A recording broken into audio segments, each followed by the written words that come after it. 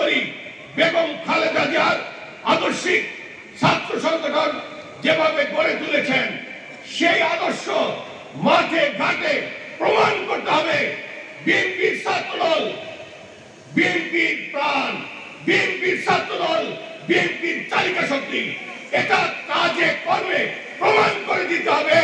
বিএনপির ছাত্রদল ছাত্র সংগঠন অন্য ছাত্র সংগঠনের মতো নিষিদ্ধ দল না। আমার ছাত্রদল জাতীয়তাবাদী ছাত্রদল দেশের কল্যাণে কাজ করে, সমাজের কল্যাণে কাজ করে, দেশ গঠনের উন্নয়নে কাজ করে। আমি বিশ্বাস করি আজকের পর থেকে এই নড়িয়া সখীপুরের মানুষ, শরীয়তপুরের ছাত্র সংগঠন যারা লিপ্ত আছেন, যারা সংগঠনে কাজ করছেন, আদর্শিক ছাত্র নেতা হয়ে মানুষের কল্যাণকে নিজেকে নিয়োজিত করবেন। ইহকালেও ভালো পাবেন, আখিরাতেও ভালো পাবেন।